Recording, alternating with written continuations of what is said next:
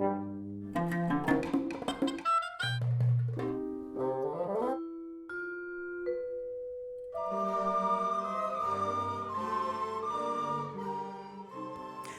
allons vous parler de l'accueil des débutants dans le département de musique ancienne.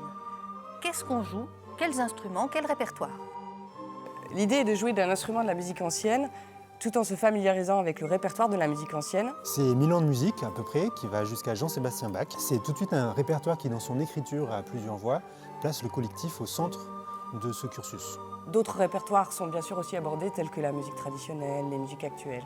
Nous jouons sur les instruments qui étaient utilisés à l'époque. Les instruments de musique ancienne étaient adaptés technologiquement pour le style de musique qu'on y jouait. Par exemple, on avait des flûtes en bois, sans clé, des violons montés avec des cordes en boyau et des clavecins munis de bois précieux et de plumes de canard. Et des poils de sanglier.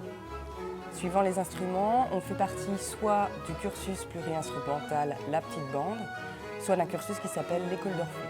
La petite bande est un cursus où l'enseignement se pratique de façon globale. La formation musicale, l'instrument et la pratique collective sont co-enseignés par l'ensemble des enseignants, ce qui fait que la FM est totalement intégrée aux 3 enseignements.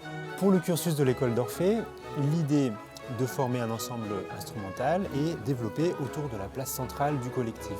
Notre souhait est aussi de former un esprit de classe. C'est le lieu des apprentissages du chant, de la culture musicale, de pas de danse baroque et renaissance, et aussi de tous les éléments qui fondent le langage musical. On nous demande souvent si on peut pratiquer une autre activité en dehors de la petite bande ou de l'école d'Orphée. Alors la réponse est assez simple. Pratiquer la musique, ça nécessite une implication du travail à la maison et un temps de présence au minimum de 2 venues à l'ENM. C'est donc pas incompatible, mais à vraiment réfléchir en amont. À l'école d'Orphée, les plages horaires sont fixes toute l'année pour les 2 cours principaux que sont le cours collectif et le cours instrumental. Dans la petite bande, à partir de la 2e année, il est nécessaire d'avoir 2 plages horaires le lundi soir de 17h30 à 19h30 et le mercredi entre 15h et 19h.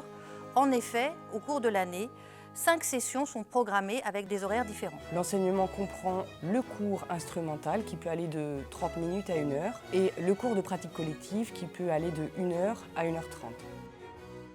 Les traversos, les violons baroques et les violoncelles baroques sont loués soit auprès de l'école selon la disponibilité, soit auprès d'un luthier spécialisé en lutherie baroque. Ensuite, lorsque l'enfant grandit, à peu près vers la 3e année, une acquisition doit être envisagée. La petite bande est un cursus pluri-instrumental. La première année, les enfants sont invités à essayer à tour de rôle les 4 instruments. Et à partir de la 2e année, ils choisissent parmi la harpe ou le clavecin un instrument polyphonique et parmi la flûte et la viole un instrument monodique. Le clavecin et la viole sont loués pendant toute la durée du premier cycle. La harpe est louée à l'extérieur et la flûte à bec est achetée. À partir du second cycle, viole et clavecin doivent aussi être loués ou achetés à l'extérieur.